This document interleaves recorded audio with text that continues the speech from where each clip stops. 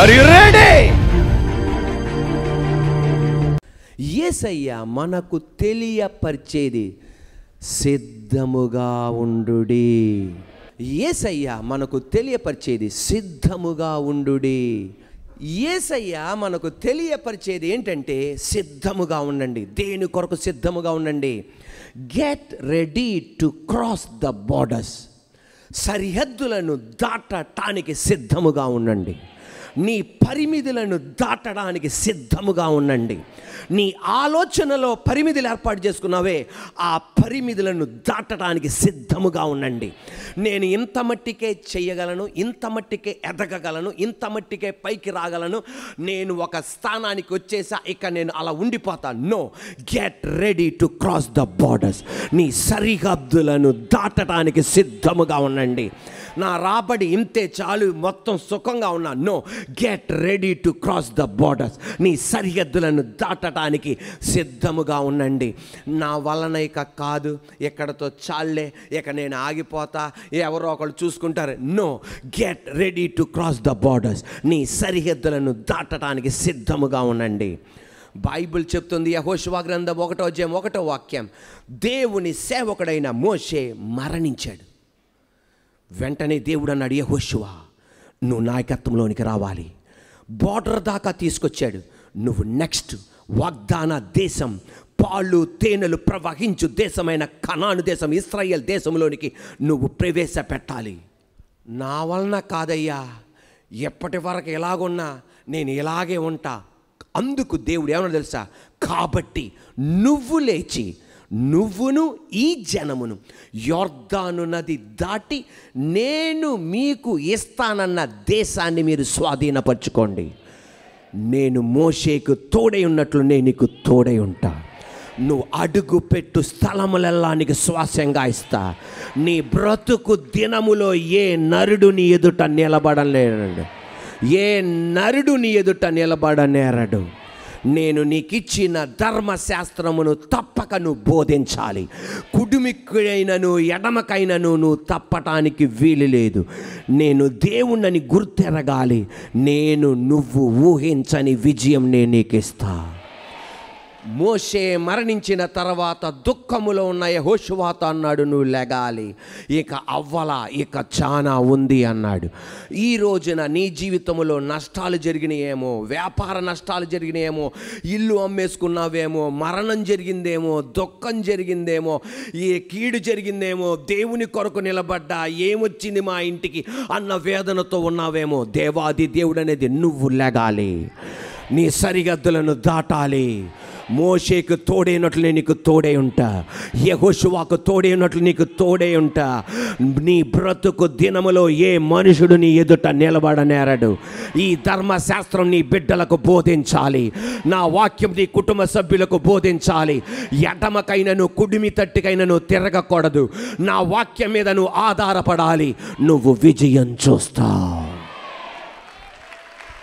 యెహోషువ గ్రంథం 1వ అధ్యాయం 1, 2, 3, 4, 5, 6, 7, 8, 9, 10 వాక్యాలు మనం చదువుకుందాం. యెహోవా సేవకుడైన మోషే మృతి నొందిన తర్వాత యెహోవా నూను కుమారుడును మోషే పరిచారకుడునైన యెహోషువకు ఎలాగు సెలవిచ్చాను, నా సేవకుడైన మోషే మృతి నొందెను. కాబట్టి దుఃఖంలో ఉన్నను, వేదనలో ఉన్నను, కాబట్టి నువ్వు లేచి, నువ్వును ఈ జనులందరూ ఈ యొర్దాను నది దాటి నేను ఇశ్రాయేలుకి ఇచ్చుచున్న దేశమునకు వెళ్ళుడి. నేను మోషేతో చెప్పినట్లు మీరు అడుగుపెట్టు ప్రతి స్థలమును మీకిచ్చుచున్నాను. ఆమేన్. అరణ్యమును, ఈ లెబనోను మొదలుకొని మహానది అయిన యూఫ్రటీస్ నది వరకును, హిత్తీయుల దేశమంతయు పడమట మహాసముద్రం వరకును మీకు సరిహద్దు. నువ్వు బ్రతుకు దినములన్నిటను ఏ మనుష్యుడను నీ ఎదుట నిలవలేకయుండును. నేను మోషేకు తోడై ఉన్నట్లు నీకు నువ్వు తోడై ఉండేదను. నిన్ను విడువను, నిన్ను ఎడబాయను. కసి మీద చెప్పాలి అందరూ, నిన్ను విడువను, నిన్ను ఎడబాయను. నిబ్బరము కలిగి ధైర్యముగా నుండుము.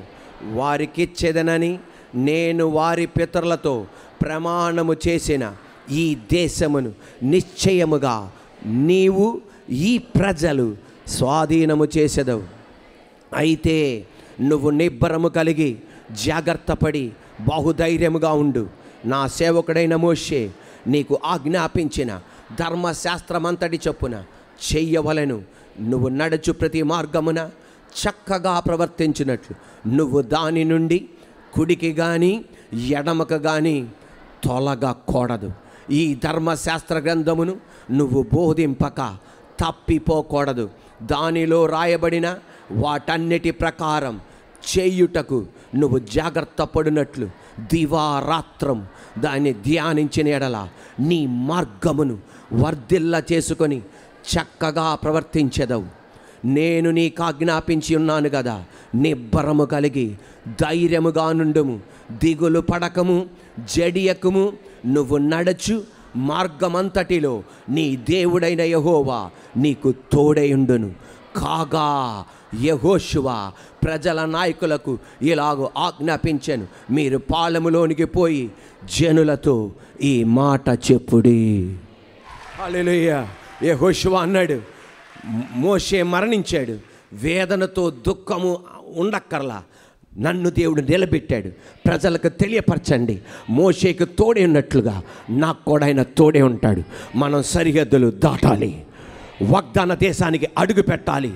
మన అన్న మోషే దేవుని కృప వలన అక్కడ సరిహద్దుల దాకా తీసుకొచ్చాడు. ఎక్కడతో ఆగిపోవడానికి కాదు, ఈ బార్డర్స్ను మనం క్రాస్ చేయాలి. యెహోషువ భయపడిపోతున్నాడండి. మోషే మృతి చెందిన తర్వాత యెహోషువని దేవుడు నిలబెడుతున్నాడు. యెహోషువ నిలబడుతున్నాడు. మోషే లీడర్షిప్ అతి గొప్ప నాయకత్వం. ఆ మనుషుల్లో ఆయన లాంటి ఒక నాయకుడు లేడు. అందరూ దేవునితో ఎలా సంభాషిస్తారంటే దర్శనాలతో, స్వప్నాలతో. కానీ దేవుడే డిక్లేర్ చేశాడు, నా సేవకుడైన మోషేతో ముఖాముఖిగా నేను మాట్లాడతా, ఫేస్ టు ఫేస్ మాట్లాడతా. అటువంటి నాయకుడు ఆయన. ఎవరో? మోషే.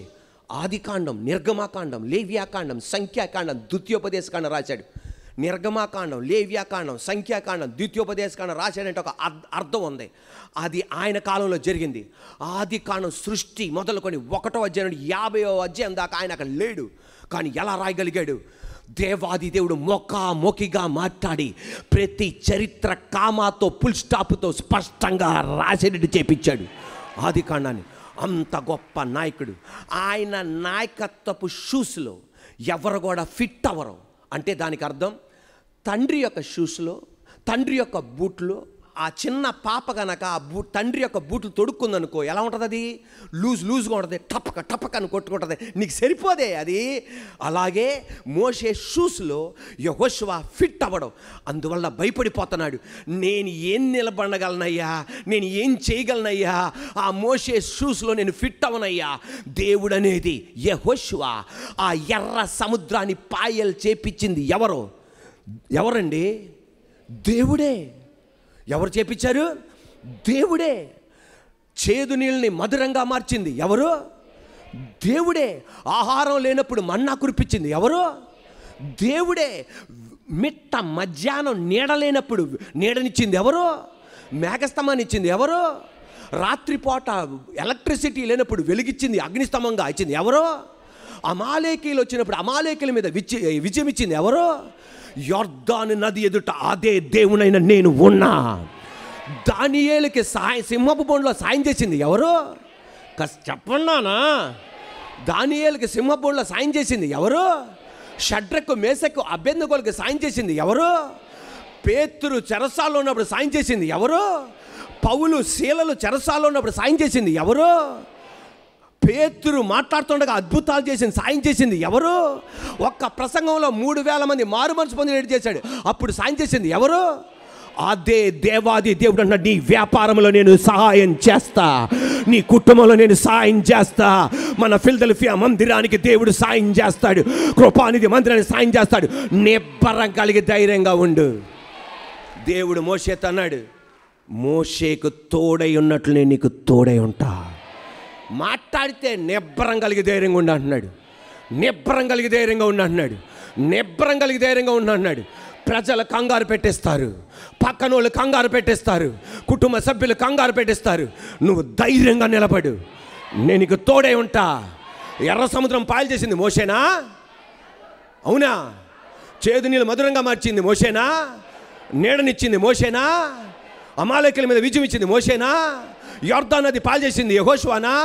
అదే దేవాది దేవుడు అన్నాడు, నీ కొరకు నేను కార్యం చేస్తా, నీ బిడ్డల వివాహం నేను జరిగిస్తా, ఉద్యోగాలు ఇప్పిస్తా, కృంగిపోకు, నలిగిపోకు.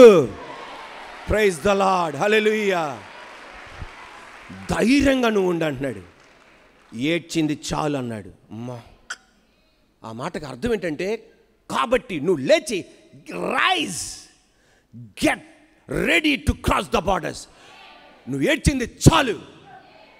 ఆ కాలములో పెద్ద పెద్ద నాయకులు, పెద్ద పెద్ద భక్తులు, రాజులు, మంత్రులు మరణిస్తే 30 రోజులు ఏడుస్తారు. ఎన్ని రోజులు ఏడుస్తారు? 30 రోజులు. వీళ్ళు 30 రోజులు దాడిపోయింది, ఇంకా ఏడుతూనే కూర్చున్నారు. దేవాదేవుడు అన్నాడే, ఏడ్చింది చాలు.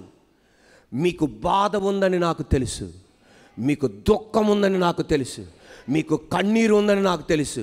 కానీ నేను ఎప్పుడు మీతో చెప్పలా, మీ నాయకులు ఎప్పుడు మీతో ఉంటారు అని, మీ తల్లిదండ్రులు ఎప్పుడు మీతో ఉంటారని, మీ పిల్లలు మీతో ఎప్పుడు ఉంటారని, మీ డబ్బులు మీతో ఎప్పుడు ఉంటుందని, అన్నీ మీతో ఎప్పుడు ఉంటాయని. కానీ నేను ఒకటే మీతో చెప్పింది, నేను మీతో ఎప్పుడు ఉంటానని మీతో వాగ్దానం ఇచ్చా.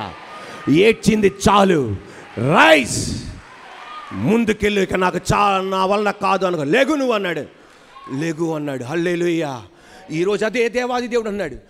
ఈ రోజున వ్యాపారంలో నష్టం జరిగింది, కుటుంబంలో దుఃఖం జరిగింది, ఇంట్లో మరణం జరిగింది. ఏడ్చింది చాలు, దుఃఖపడింది చాలు, వేదన పడింది చాలు. నీ అంతరంగ వేదన నేను చూస్తున్నా, నీ బహిరంగ వేదన నేను చూస్తున్నా, నీ ఇబ్బంది నేను చూస్తున్నా. నువ్వు లేచి నువ్వు ముందుకు వెళ్ళాలి. దేవుని చేత శక్తివంతంగా వాడబడుతున్న దైవజనుడు పాస్టర్ అగస్టిన్ జెబకుమార్. పాస్టర్ అగస్టిన్ జెబకుమార్ తమిళనాడు నుండి దేవుడు అతన్ని బీహార్కు పంపించాడు.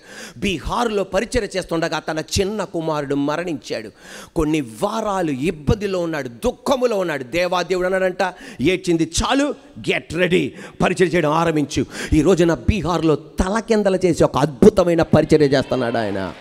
దేవుని చేత గొప్పగా వాడబడుతున్న దైవజనుడు, అనేకమైన పుస్తకాలు రాసినవాడు పాస్టర్ రిక్ వారెన్.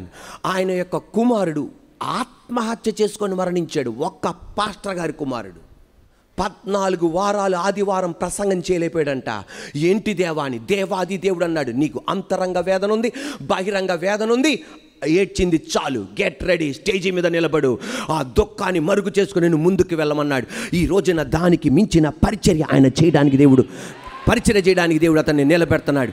దావీదు తన కుమారుడు అబ్జలోం మరణించాడు.